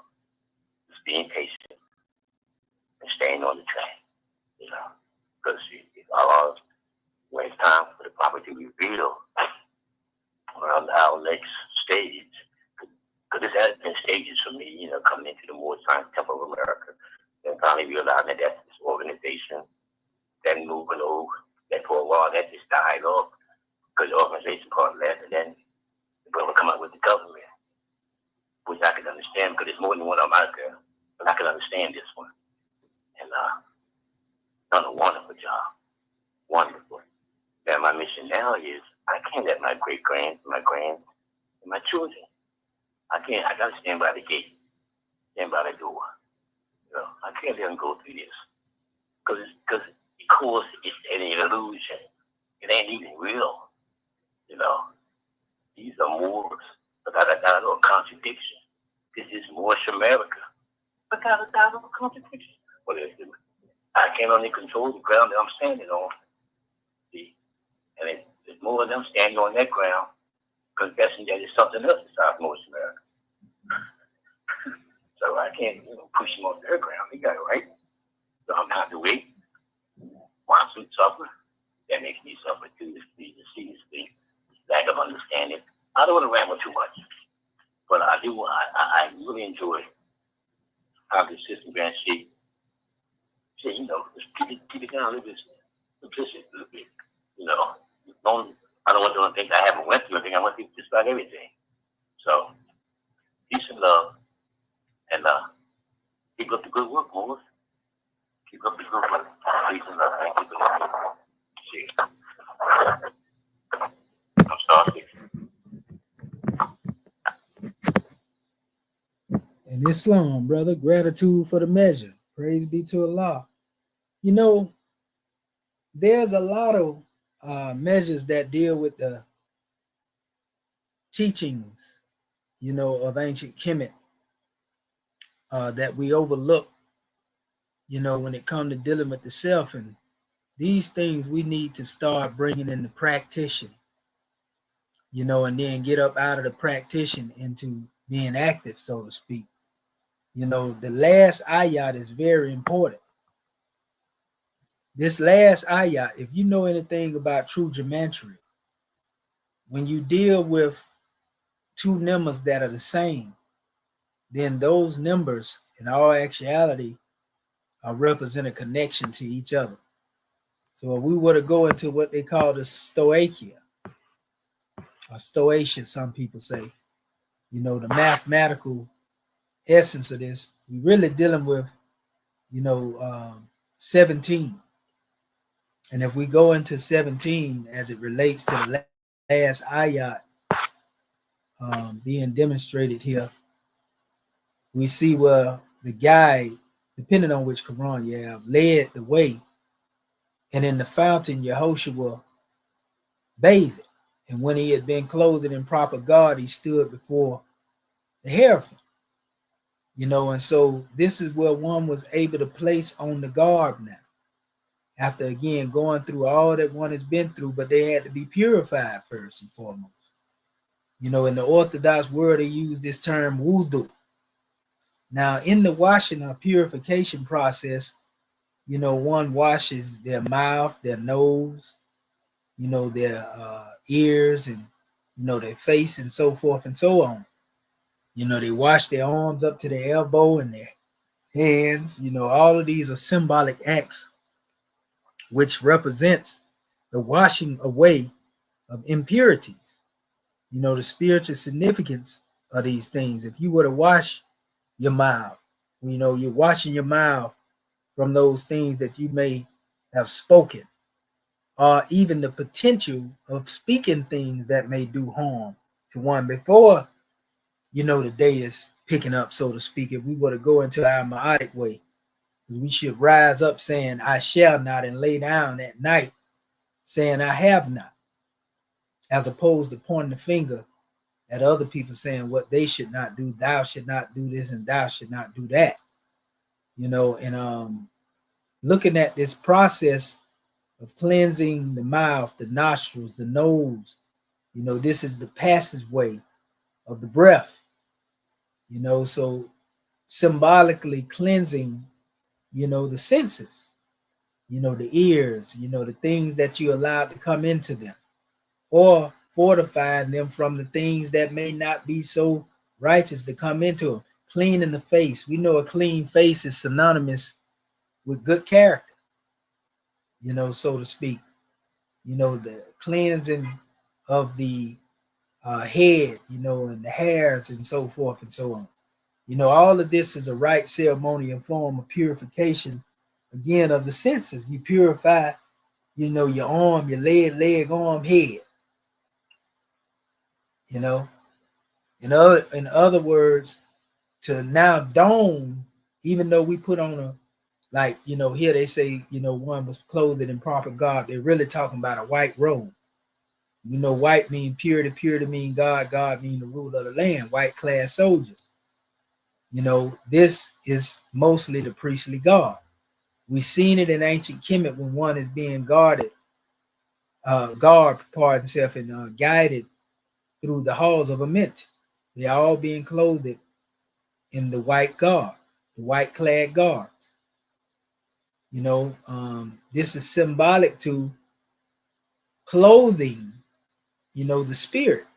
We know that the soul actions are thinking, willing, reason, understanding, and remembrance. So you guard properly your spirit, in the proper thoughts, in the proper ability to will, understand, remember, this is the true God. This is the white clad God. When you have pure thoughts, pure will, pure understanding, pure remembrance, right thoughts, right thinking, as they would call it in Buddhism, right? So the physical God is symbolic to the spiritual God. Purity. So this is why we talk about a purification of the knobs, which represents the soul. The soul, has 3 different degrees. One deals with bestiality, one deals with consciousness, one deals with felicity. This is where the truth and falsehood are strangely mixed is. Felicity represents the angelic side of you. The bestiality represents the potential for you to demonstrate in the low. Consciousness is in between the two, sort of like a balance, that will bring you into a consciousness of truth and right, if you're thinking right.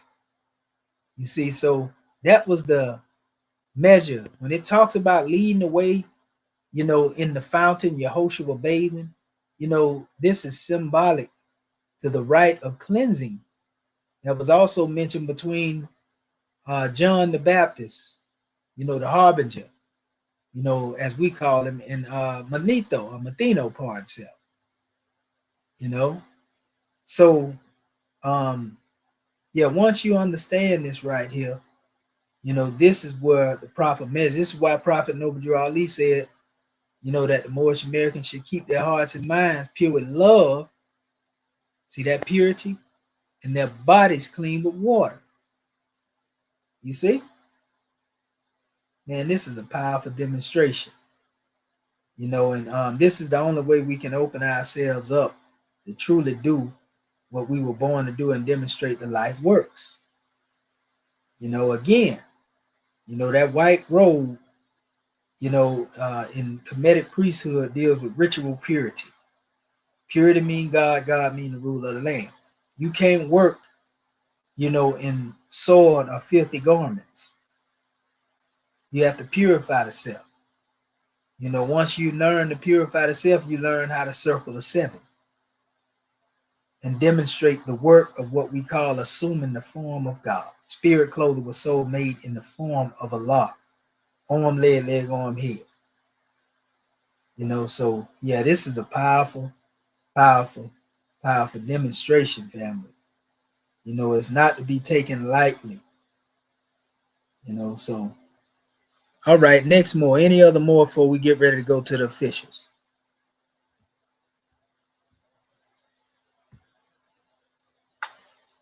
Islam Islam more.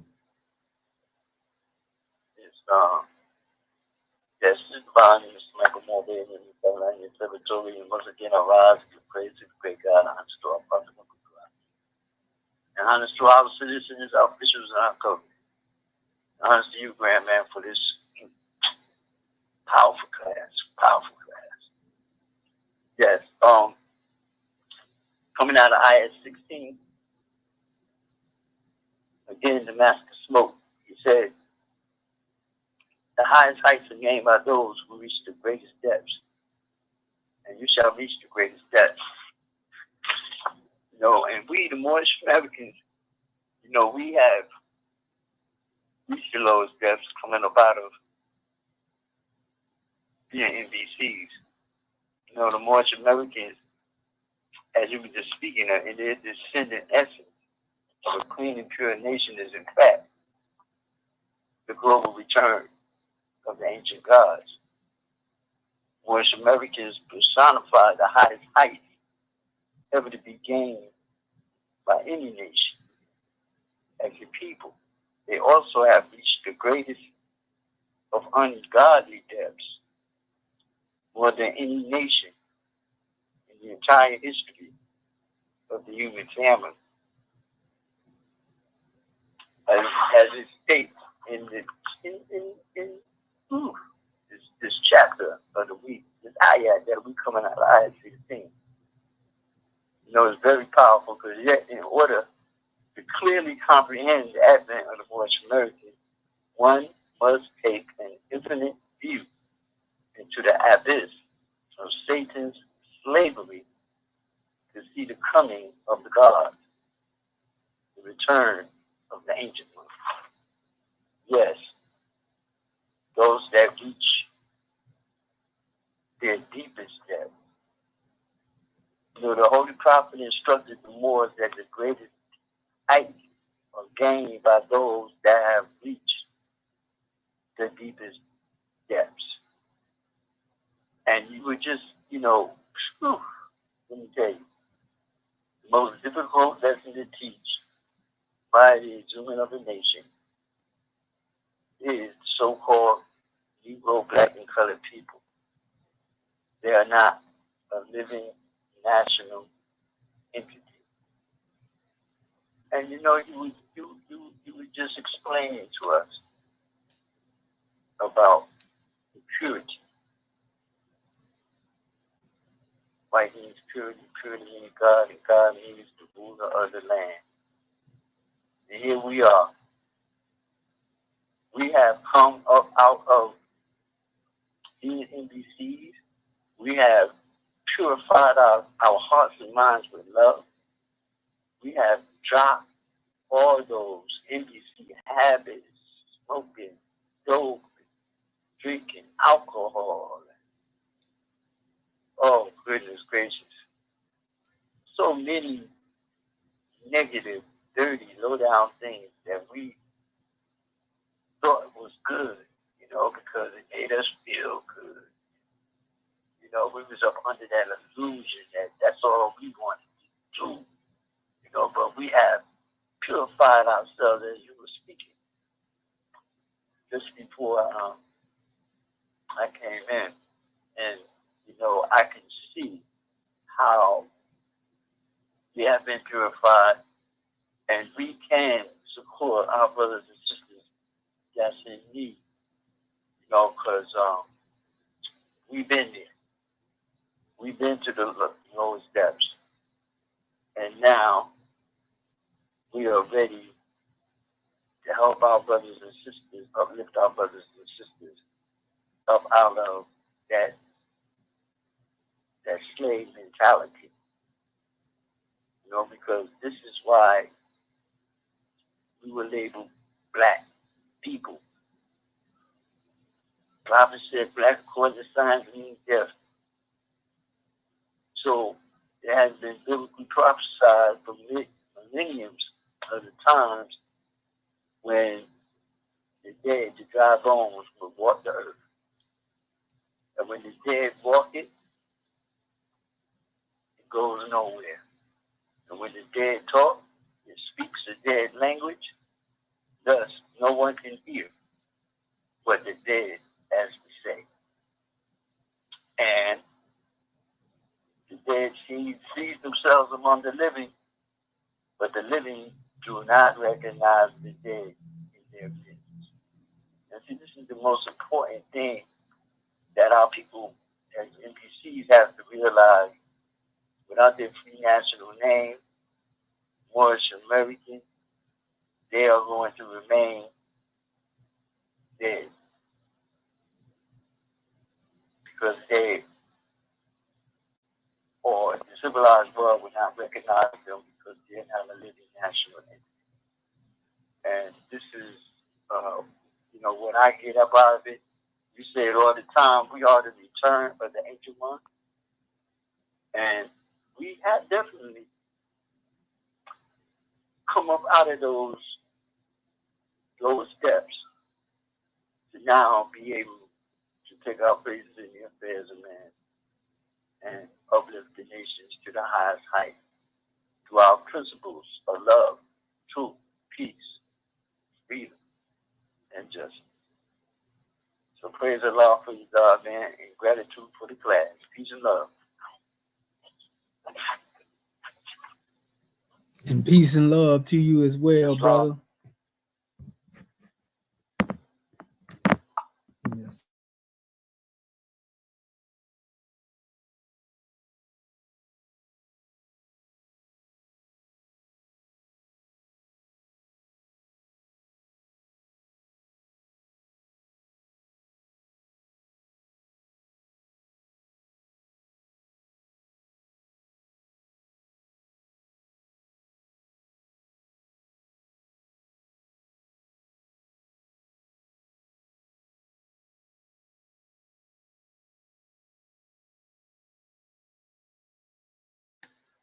Let us call forth our officials at this time. We'll start by calling forth our Assistant Grand National Secretary of State, Sister Alset Amun El. Islam, you there, sister?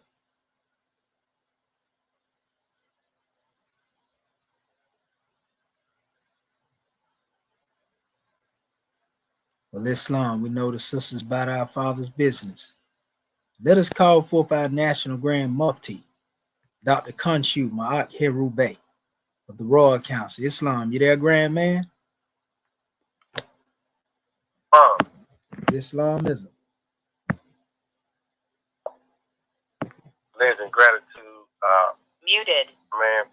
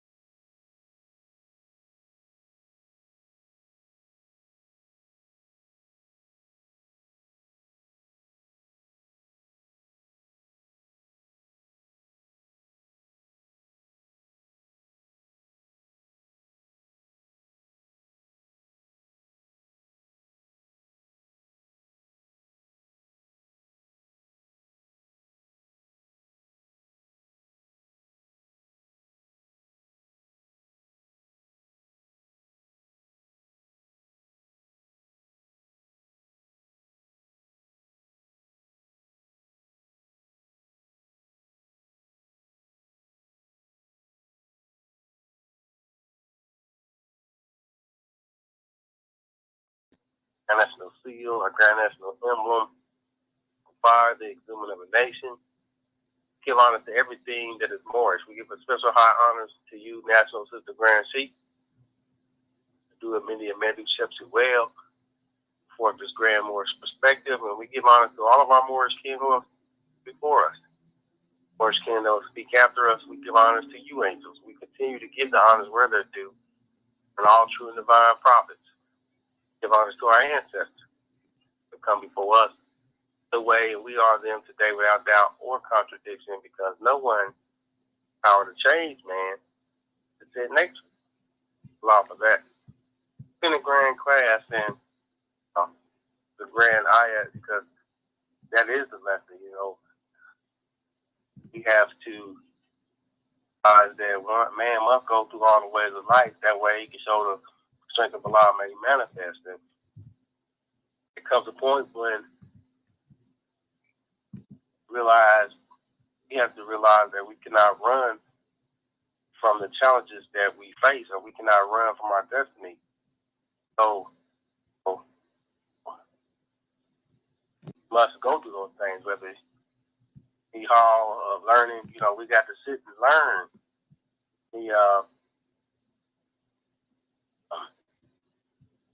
How that may come, let it come. But we can show that nothing more powerful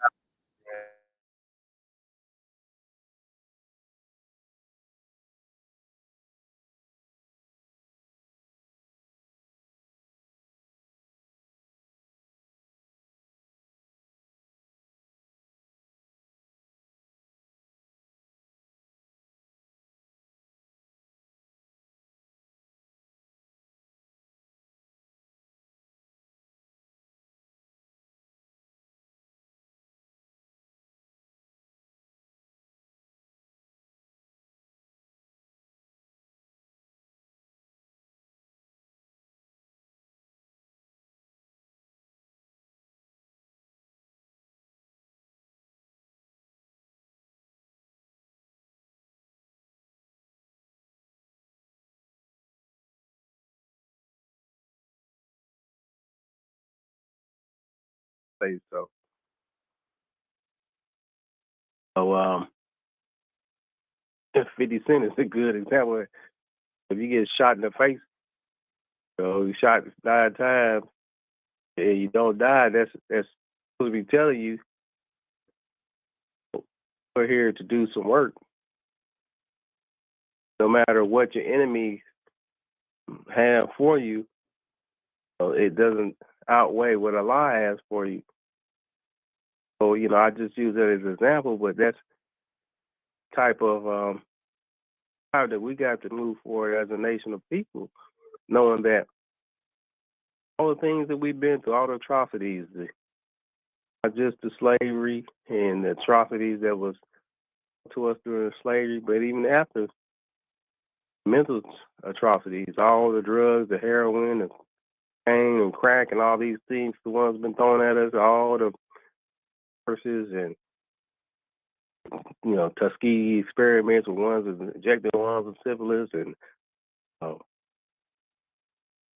these things that have done to try to the eugenics things the ones have tried to do to and stop.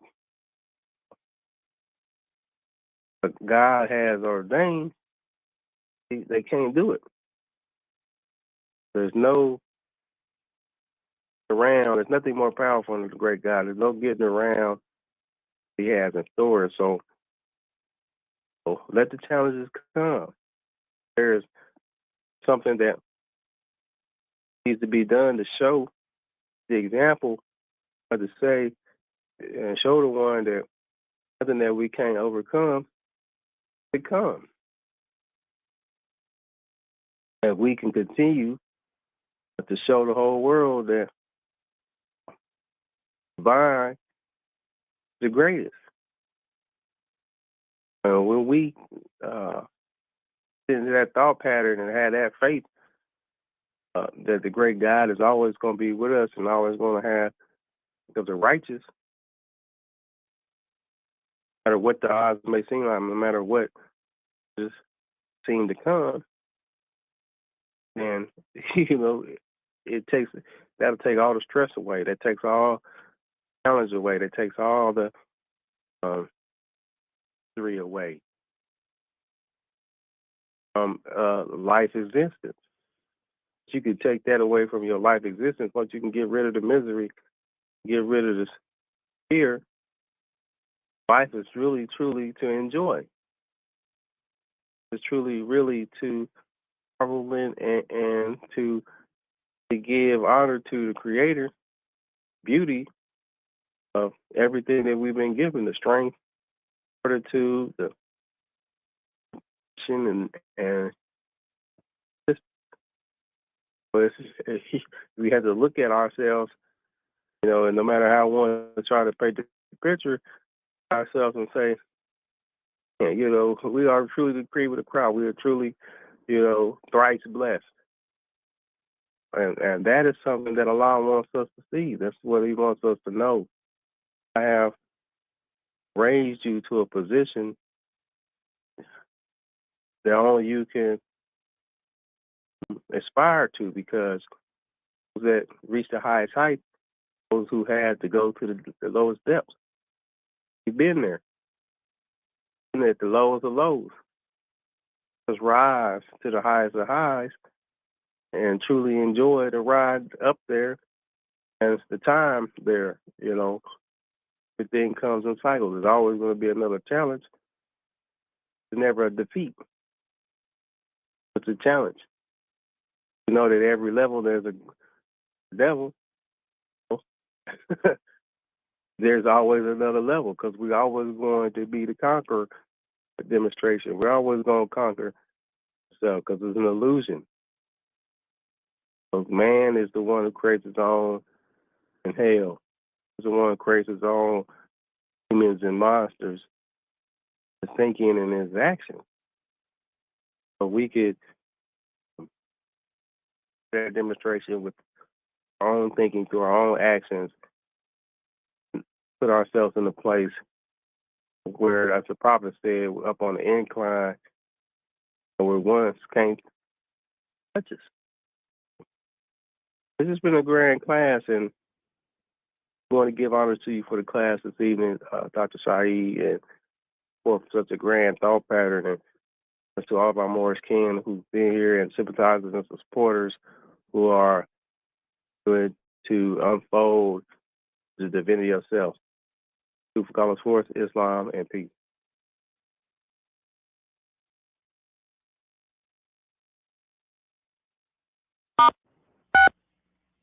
Unmuted.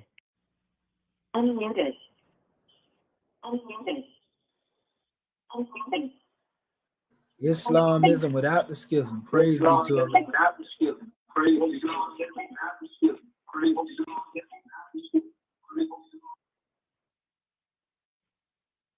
Right? Okay. Well, let us call forth our Grand National Secretary of State, Sister Hatshepsut Rakat Ma'at Anpu, Tutankhamun Bey. Islam, you there, Goddess and Queen? Close as a thought. Gratitude. Gratitude. Muted. Islam. Grand class, National Assistant Grand Sheikh, Islam Moorish 10. First of all, I want to rise, giving all praises to our Father God Allah, giving honor to our Prophet Noble Jura Ali, the last prophet in these days and times, giving honor to our Moorish American government, all of our officials, staff, Swift angels, muftis, divine ministers, most especially our Moorish kin. Giving honor to all those Moors that spoke before me, all those Moors that will speak after me. Giving a special honor to our Consul General of Texas, Dr. Marvin Edwards Bey, who opened our meeting according to law. Also, in taking registration, giving honor to our National Grand Secretary of State for reading our subject chapter for the week, and giving honor to you, National Assistant Grand Sheikh of Moorish America, for hosting this grand class, our Moorish Perspectives this evening. Giving honor to our family online, to all of those Moors that spoke before me and all of those Moors that will speak after me. Our subject matter coming from Ayat 11 And Yehoshua said, in every way of life I would walk. In every hall of learning I would sit. The heights that any man has gained, these I would gain. Just first of all, this was such a powerful and very uplifting class. Much gratitude to you for, bringing these powerful keys and degrees to us. Definitely going to listen to the playback again. And I was also, in addition to that powerful measure in reference to Gentiles, I was also looking at dealing with life lessons that one has received, recognizing the fact that first coming into Moorish science, just receiving such hypocritical measures as far as, whether it be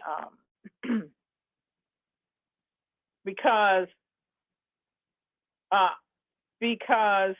in coming in contact with various factions of Islam, especially coming out of Arabia or Pakistan, what have you, stating that Prophet Muhammad was the last prophet. You're not worthy, entitled to have anything here in the West. That's not even possible. And I can remember stating that, are you putting some kind of limitation on a creator that he can't, send a prophet to another people, and being able to stand and defend what our prophet is to us in Moorish America. And because of looking at things from a closed-minded perspective, then you can't see the good works of those around you because, well, that's the Christian, that's the Jew, that's a Hindu, or, that's those people that stand in the middle of airports,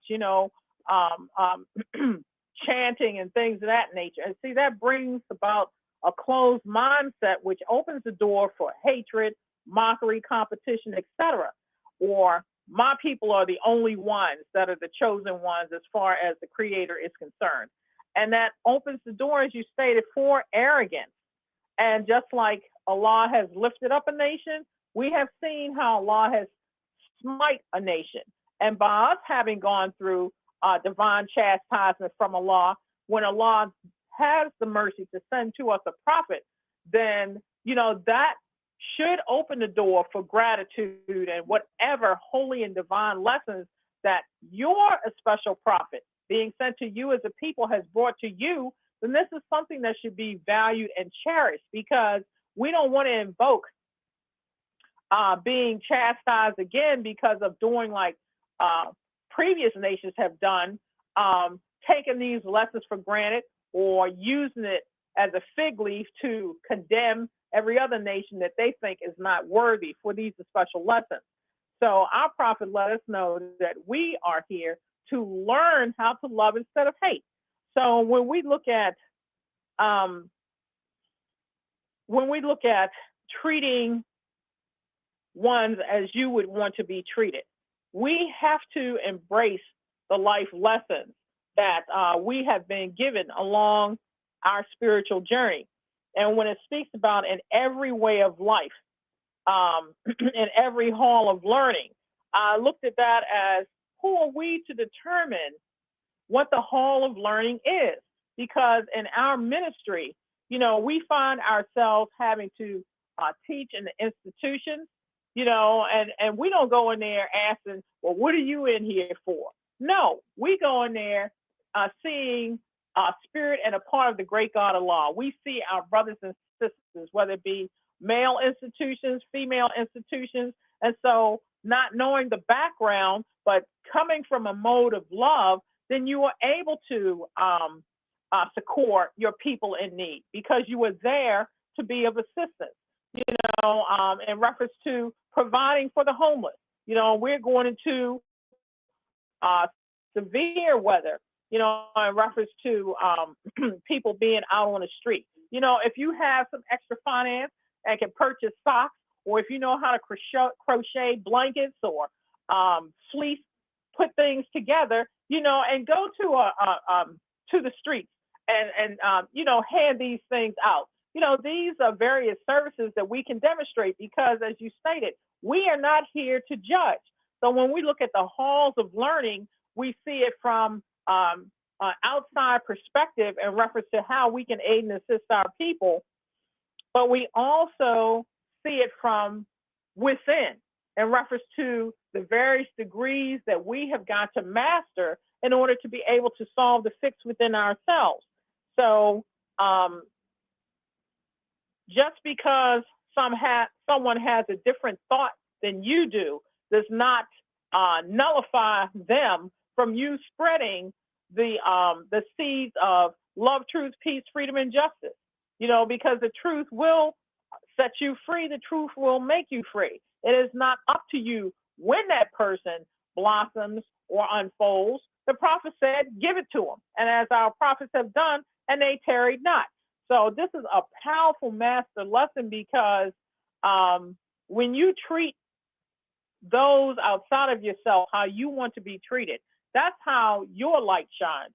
You know, and that's what our demonstration is about, delivering this message, but it's more so through that love divine that the people gravitate to you. It's through the words of our prophet, you know, and how one expresses it that those people gravitate to us, you know, and we are them had it not been for the grace of the great God. And I'm quite sure that everyone on this line has experienced some form of difficulty or dis-ease or what have you, in which you can relate to another. We're not speaking about that you have to become an alcoholic in order to converse with an alcoholic, or become a prostitute on the street in order to converse with prostitutes.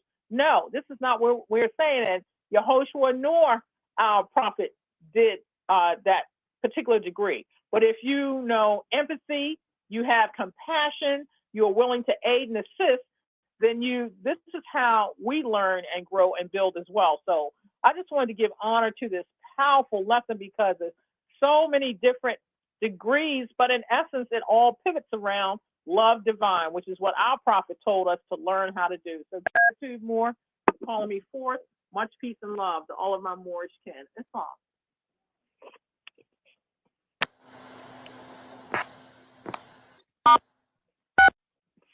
Islam. Unmuted. We give honors to you. Thank you.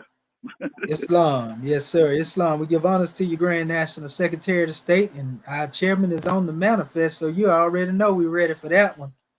Well, come on in here. You done, since you done kicked the doors off the hinges, Grand Man, with the scimitar in your hand. Islam is without a schism. Oh man, again, let me give praise to Allah and on to the last top of these days and time that brought us the everlasting gospel of Allah. We want to also extend much honor to everything that the prophet brought to save us as a nation of people, our own nationality, identification, our forefathers' history, and our future. I mean, he didn't leave nothing. More, it's a powerful journey.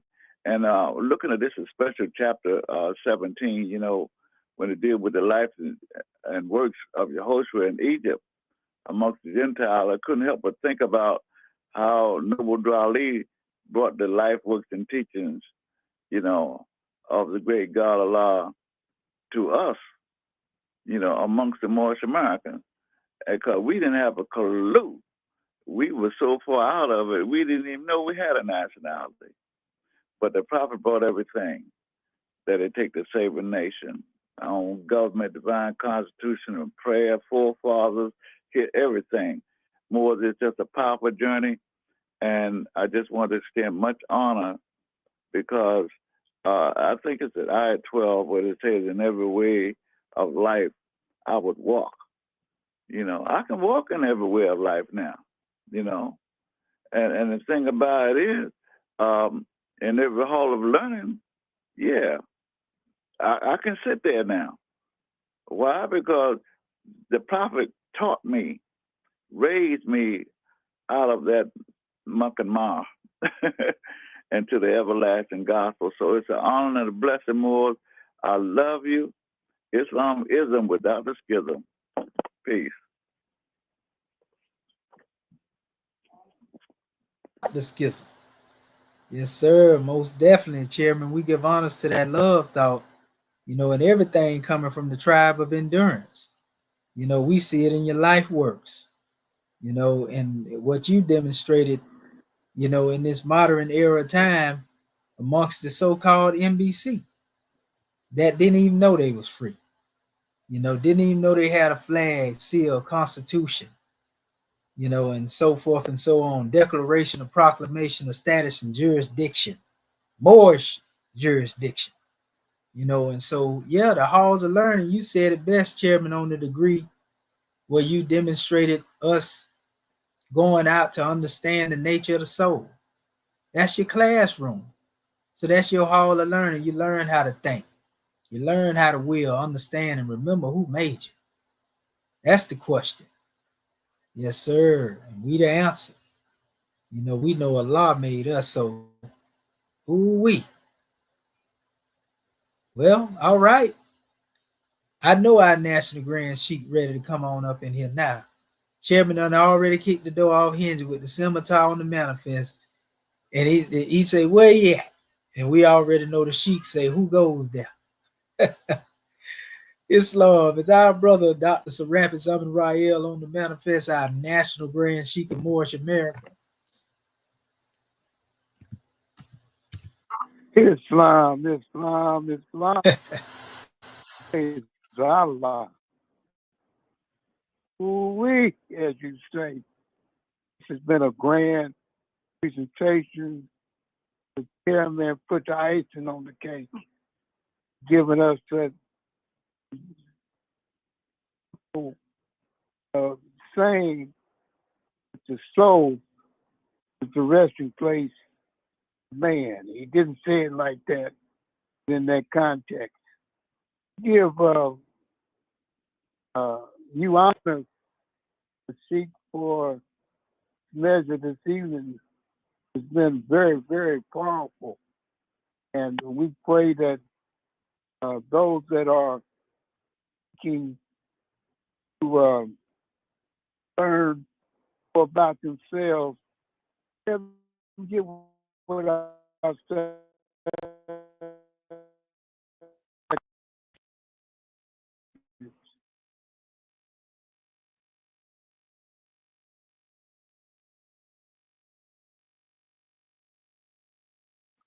And the sister, the Most High, you know, each other, giving each other love and giving each other the truth so that love can flourish and manifest itself. Our sister Grand Sheik giving one parent call, come through those doors and open up to the house, yourself to the house. Drew built, and you got a chair that's through the floor. Come on to all the brothers and sisters that are seeking a way to the house with our secretary. They'll show you how to get there. Praise the Lord. Sheikh, thank you again that this how the brother said, food that we ate off the table, very nourishing. We got a good section we enjoyed. Praise the Lord. January 15th, 29, a warning from the prophet. Read every meeting. I hereby inform all citizens that they must end all radical agitating speeches that work in their own wrong streets. Uplift and not destruction.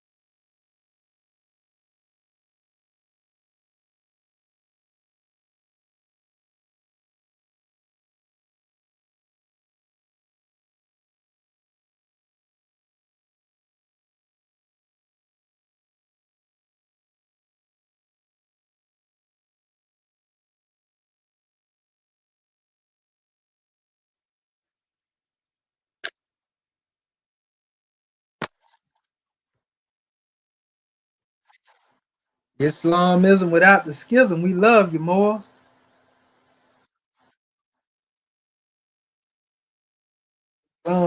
We had to blow that trumpet tonight that our Moorish kin know that we know where you're coming from. We know what you've been through. The prophet know where you're at along the way. Islam to Allah. Islam, Moors.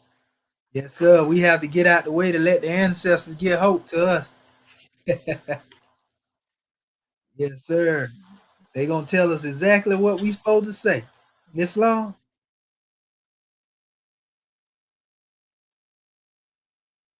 Right. See you, Moors, and we want to give honors to our family that showed up. You know, y'all make sure y'all touch down, brother Gary Myers Bay, Marquise Charles Royale, Tarif Bay, Benado Basco, Noble Bryan. Oh man, Jehudi Bay, we love you. Islam. Peace and love. See y'all in Sunday school tomorrow.